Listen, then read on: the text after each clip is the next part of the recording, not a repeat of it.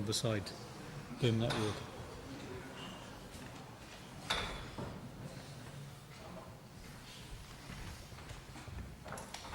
So, do we have any questions for the panel?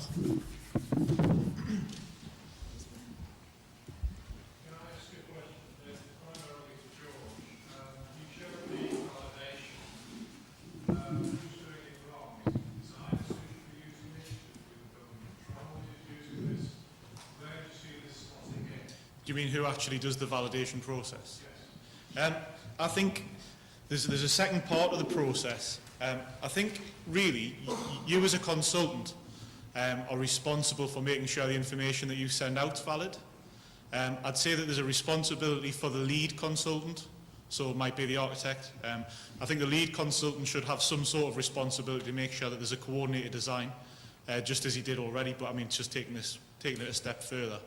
And I think it's important to do this process, I don't know, maybe on a monthly basis for the design consultants, just to make sure that as things move forward and progress, that the information's managed more closely and tightly. And then I think once it gets to sort of tender stage, and it, you know, whether that same design team's novated or whatever happens, I think it's probably the contractor's responsibility overall to run this validation procedure. But I think it's still a responsibility of all of the consultants individually. I think there's an overarching responsibility for the contractor to make sure that whatever validation procedure and protocols being imposed and agreed at the start of a project is actually kept up to date, maintained, and used in anger instead of just sort of paying lip service to it. So I think everyone really. It's worth mentioning that the CIC BIM protocol, which came out in February, has the role of an information manager identified, which is more of a procedural check on the data within the models.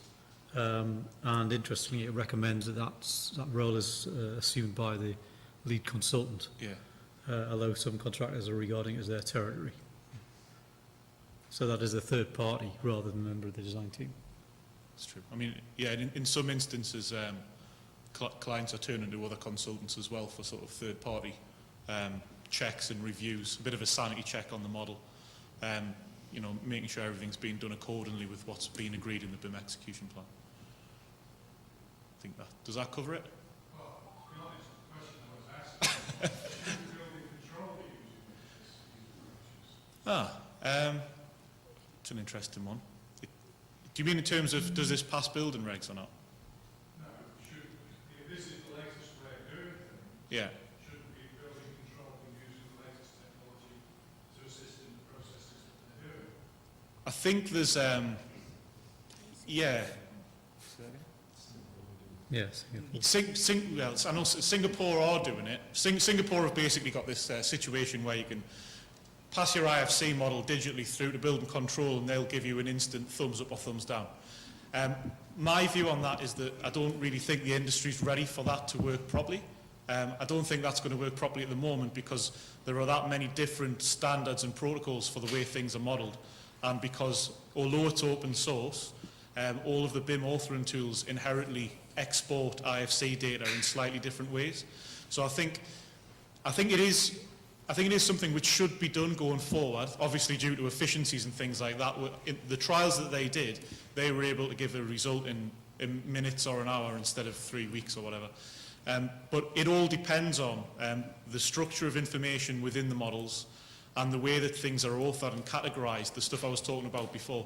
It all really depends on those things being done by everyone across the whole industry in the UK or Singapore or wherever. So that does work, but that only works if absolutely everyone in the industry is willing to adopt identical standards and have the confidence to, and if the building control has the confidence to sort of go forward with that.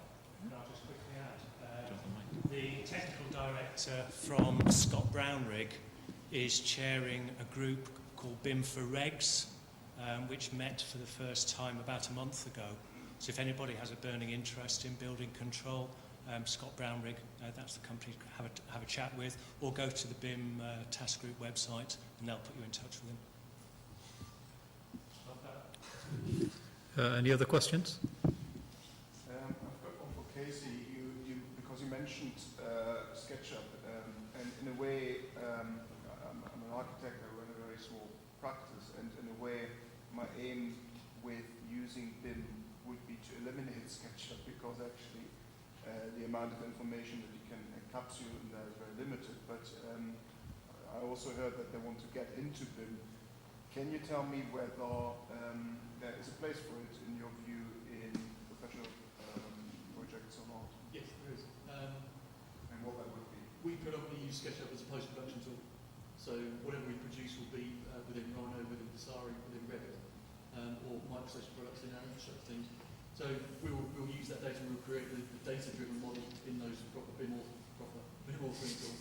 And then we'll push that through SketchUp to use visuals to do fly-throughs and videos, and essentially done with information down. But the reason I say it is a BIM tool is that most people will know that Google sold SketchUp to Trimble, and Trimble made a product called Tekla, which is actually a very, very good structural engineering steelwork BIM tool, concrete BIM tool. I also had a chat with Martin Townsend from BRIAM in Prague last week, and they are developing energy assessment tools for SketchUp. So you've got to keep in mind these things do change and they evolve So quite you quickly. use it as a sort of sub-tool to... I use SketchUp in the same way I use Photoshop. I take the model, push it through SketchUp and create a some type of image from it. And I know then that when I update the model and push it back through again, I can update that very quickly afterwards. Just as a point, sorry. I was going to say, just from my point of view, I can actually measure in 3D off of a native SketchUp file. It doesn't make a lot of difference to me. The only difference that I see with it is there's less embedded data, but there's still considerably more information there than there is in a 2D drawing. So it gives me a better starting point. But as I say, the new additions to SketchUp that are coming out that Trimble are now working on will have greater data embedded within them. And I think they're moving towards it being a much more universal tool. So I think we'll see it in greater adoption. Right now, there's not a lot embodied in it. It's pretty much geometry only, but it's getting better. So I'd still rather have a proper authored model. Any other questions?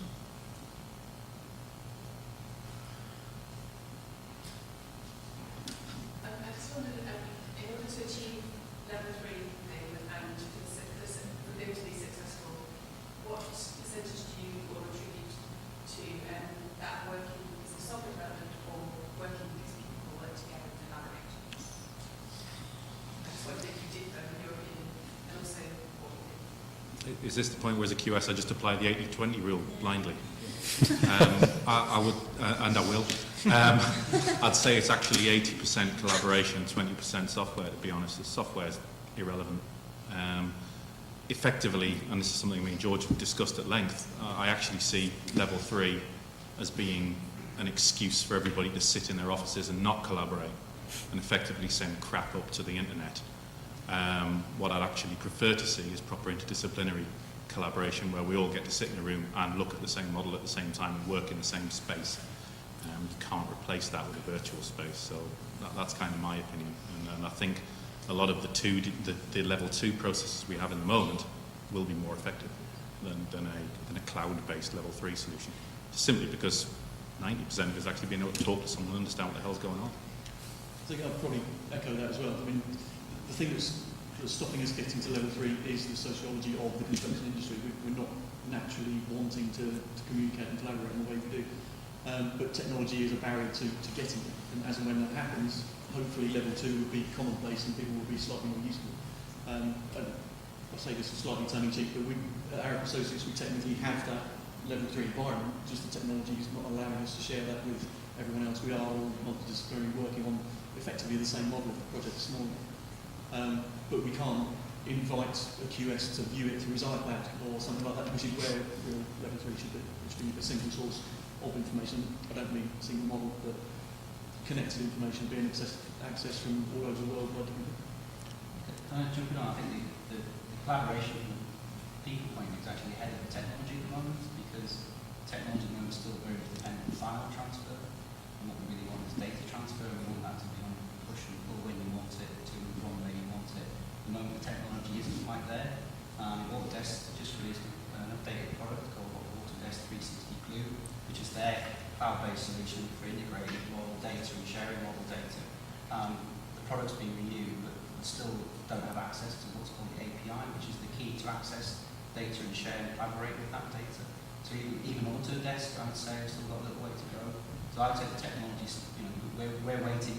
We've got our API ready and waiting to link into it, but we still can't. We can't link into it. We're quite frustrated actually at the moment because FM providers want to use the data in that way, but they're struggling to get access to the data. So I think the technology is a key part of that, but I actually don't think it's the barrier at the moment because the technology is behind. So I think it's an interesting time. I think for the next 12 months, I think that can change quite quickly. It's a little bit strange because the oil and gas industry does this now. Certainly Intergraph, with their solution for modelling complex rigs, they've moved entirely cloud-based, so you can do multiple collaboration on cloud. And Shell have just moved, and it's still open knowledge, moved 67,000 employees to the cloud. I think sometimes, as a construction industry, we fail just simply because we only look at our own solutions internally and try and modify and use them. The Intergraph cloud solution is really, really good, and it works. And it's capable of doing buildings. We're just used to what Autodesk tells us, and that's... Sorry, did I say that out loud? You're not part of the marketing machine. No, I'm not part of the marketing machine. But I think we have to look for innovative solutions, and a lot of it is around just simply being able to collaborate. And a lot of being able to collaborate is not done in technology and software. A lot of it's contractual. No one's going to develop software. No one's going to develop software unless it's to support a process or a culture which is in turn there to support a goal. So we've got this goal which is level 3, which we're not really sure what that is. We know that everyone needs to be working on the same place at the same time. All that really translates to is we all need to communicate and collaborate effectively. Until that decision's been made, which it sort of has now, no one's going to sort of introduce technology just in case you might want to do that. They're always going to look at the processes and common themes. So I'd say process and culture comes first, definitely. And I think the technology is always going to be behind. Otherwise, if the technology is not always behind, we're not doing jobs properly as an industry that's developing. I think culturally there is a big issue in the construction industry. I mean, I'm really at the sharp end of this, and they don't like sharing. There's a lot of, I mean, it is about risk management as well. That's a big thing. The way that we procure buildings all rolls into it. But culturally and traditionally, the construction industry does not like sharing information. And I think that's why it has to be a mandatory thing, and that will move it forward, and people will look at it differently, and hopefully social media will help to kind of move it along. Can I just quickly add on that? So it's not just the contract side of things, it's things like intellectual property and how we manage insurances that are also a factor in all of this. We're at the moment in a very adversarial industry, and we've had a small number of projects which have worked on the basis of gain and pain sharing, where they've encouraged collaboration, incentivised collaboration. We need more of those sorts of building down barriers type projects, and there are already in the government's programme pilot projects looking at things like integrated project insurance, which do motivate collaborative practices. And the technology is almost a side issue on those. It's much more about getting the team to think in terms of the outcomes of the project, and they're thinking whole life outcomes, not just the short-term commercial ones that we often get accused of looking at the moment. I was just about to make a similar point about the legal side of things, is that almost every legal system in the world now is based on conflict. And we need to change that slightly to make sure that we're all about cooperation, about delivering the same aims as well. So there are big cultural shifts to undergo before we get to the point where true level 3 is achievable. Absolutely, but a key enabler is open standards for information and sharing that. And that's where Build Smart and the UK government hoping to take everybody to that level 3A.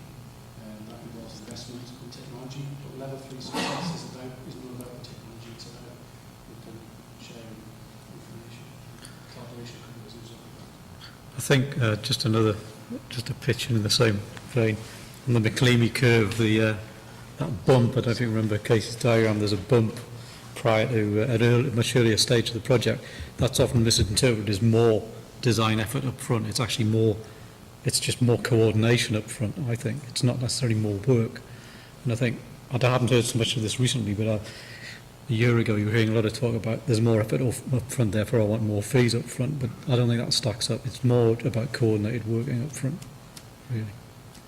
I think there's also some examples in the world of FM property management where even on the government side, the government education department has surveyed 20,000 schools this year, gathering data on every single school, primary and secondary school in England, and they're using 3 consultants to do that work, and our technology is being used to survey a third of all those schools across the middle northwest of the country. What's really interesting for us is that information is being used to make strategic decisions about future investment in the education estate, and it's a data-driven approach. It's BIM in the FM world, and we're not connecting it because we're all very much focused on design, but there is a data set being gathered in the cloud with photographs, with dimensional data, condition data, specification data that allow you to say how many roof lights potentially need replacing across the whole of our schools estate for the next 5 years. What's the spend profile on roofs, windows, boilers, etc. So that there is a very different approach happening in the world of FM. We've seen that lots of government departments gathering data about their estate. It's BIM in the loosest sense, but it is BIM, and I think people aren't. And I think this is where I think the world of FM and existing assets is building a much better picture of their information. And whatever happens in the world of design, I think the operational side of things will overtake this, and the demand will come from operations saying, we want this data in a particular format because we've been gathering it this way for 10 years. And if you don't provide it to us in this format, it's no use to us. So if we don't respond at the front end, we'll get driven by the back end, and I think that's already starting to happen. So I think I would say that there's a lot of examples out there where things are moving quite quickly and will affect the industry, particularly if you're interested in building new skills or refurbishing new skills. That data set is a really important data set to use in industry. So just keep Okay, there's a gentleman at the back. Just in respect to everyone's communication and collaboration is very important also software. What is the panel's view on the certification in industry? Certification? My personal view is that BIM certification in terms of designers or contract certification is a much needed thing at the moment, but I think it's a transitory thing. I don't think it's got long-term foundation, but we certainly need it at this point in time because there's lots of BIM washing through, there's lots of people using BIM to win business, but those that can deliver BIM cost far less. And BIM certification for contracts and designers, I think, is critical at the moment, but I would hope in time it's not necessary. I think it's got a really important role to play at the moment. I think it's more important to get it right for some sort of organisation-wide certificate rather than on an individual basis. So on an individual basis, I'm certified to use this type of software, I've got this sort of experience, and that's where I'll fit into your practice. But I think as a consultant or an organisation, I think it is crucial at the moment because there's a lot of people who have just sort of jumped on the bandwagon and all of a sudden said, oh, we can do this because we've bought some software licenses. And as Casey mentioned before, you'll be found out very quickly in a project if you've done that. So I think it's really crucial at the moment that that's in place, that there's some sort of line in the Santa drawer and say, look, this is what experience we've got. I don't know if Peter wants to talk.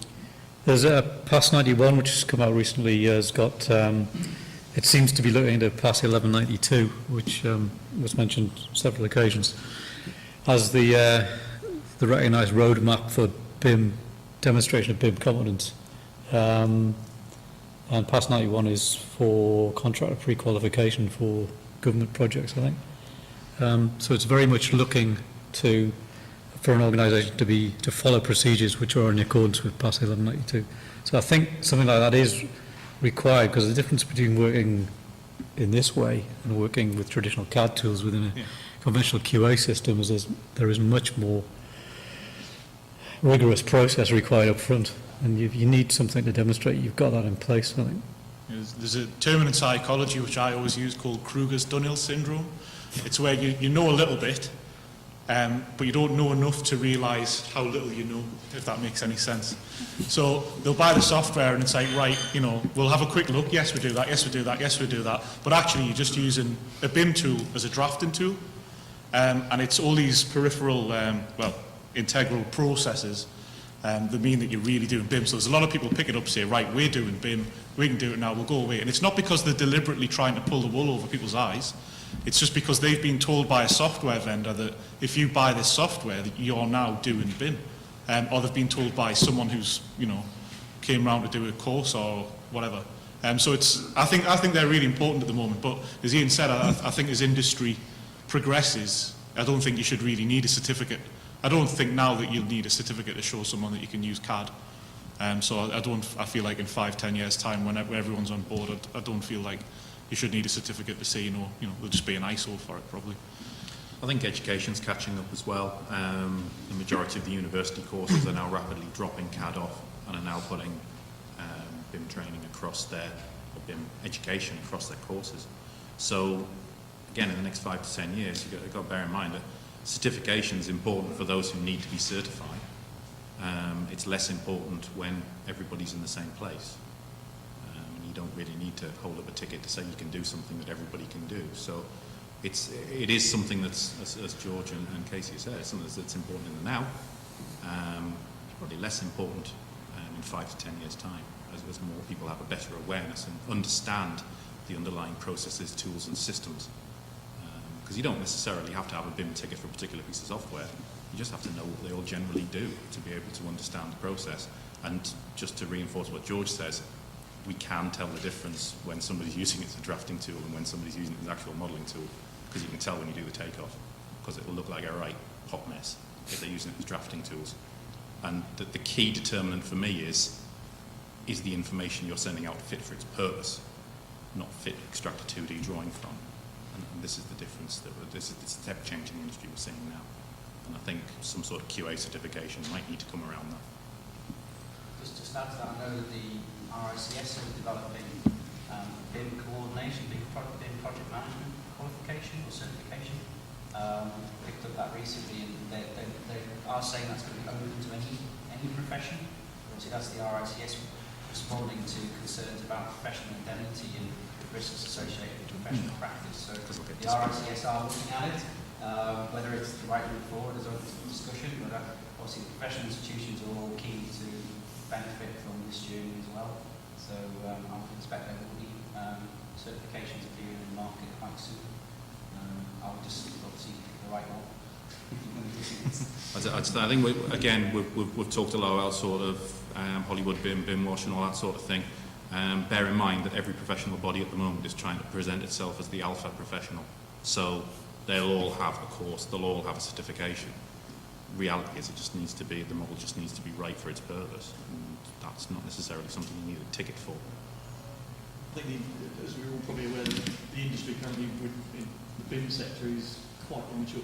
There are people that have been doing it for a longer time than others, but as a whole, the industry is quite immature, so you've got to be careful about what they're certificating against. Yeah. And two, are they just doing it to the PAS standard, or are they just doing it to a piece of software? It's hard enough trying to find someone who can produce the information with BIM authoring tools.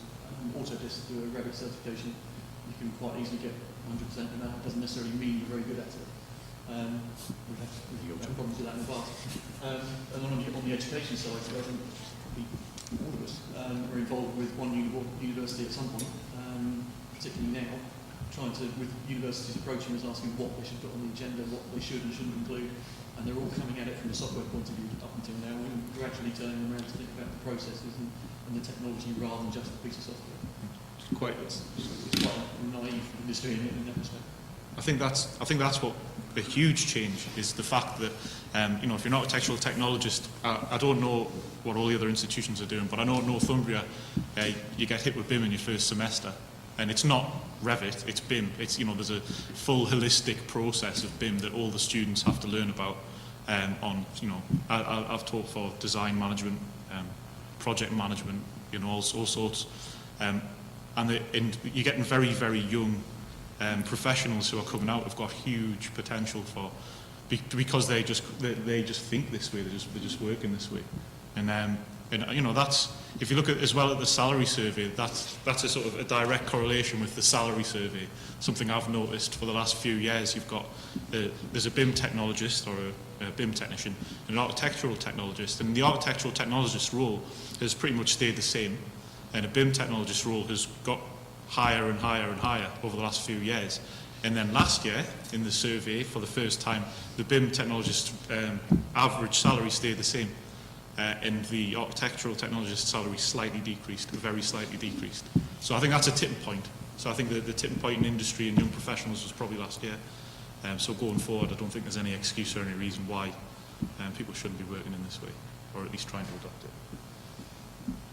Okay, one more question?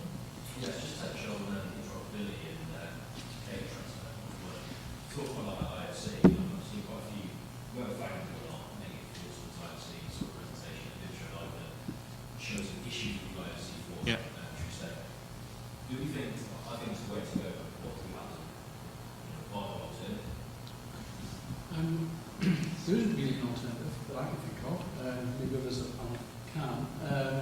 From Building Smart's perspective, IFC isn't finished, isn't complete. There's further development underway at the moment. Some recent good news with respect to IFC was the certification of Autodesk, Revit, Graphisoft, AutoCAD, and all of the Lemcha products. They received official Building Smart certification for IFC export. Obviously, there's more to do because there needs to be certification for import. But finally, certainly this year, we're seeing more vendors taking IFC seriously. And I think from the BIMforFREE presentation, you can see that there's some really good stuff now working well in IFC. But like anything that's evolving, there's more to be done. But the fact that people are recognising that there's more to be done now, I see very much as a positive thing to move that forward. And from Building Smart's perspective, running with that and trying to do as much as we can as quickly as possible. Can I get really geeky for 2 minutes? Basically, what the way that the information's exported from the models is the problem, and the problem is that the way the information's exported is specifically for coordination at the moment. So all of the vendors have based their importers and exporters on what's called a model view definition, and they've used model view definition coordination view, and all that does is the IFC has hundreds of properties, like the dictionary Ian was talking about earlier, and what it does is it filters out most of those and only lets a select few. So it drops. That's where the IFC doesn't carry information across comes from. It's because the model view definition coordination says, right, people are going to use IFCs to coordinate between disciplines or between consultants. So that's how we're going to create our importers and exporters. So that's how it's developed. I'm not saying there aren't any other problems, because there are. But they're minor in comparison to that main one. And the other thing which it does is it triangulates geometry, which creates huge file sizes. That's all to make it fixed. It's to PDF the BIM, and it's to mean the other consultant can't change it. So I think it doesn't really take much more work to make these exporters and importers work properly. We've done it in-house because we've had to do it for various things, but rather than importing and exporting whole buildings and whole models, it's more on a component level. It is possible. IFC can support proper reusable geometry, but none of the importers and exporters have been developed to use that because the vendors don't think that that's what people want to do. And in some cases, as we mentioned earlier, an architect doesn't want to give his model to another architect so they can coordinate on the same site, and then he can pinch all of his door components and window components that he's invested time in. So,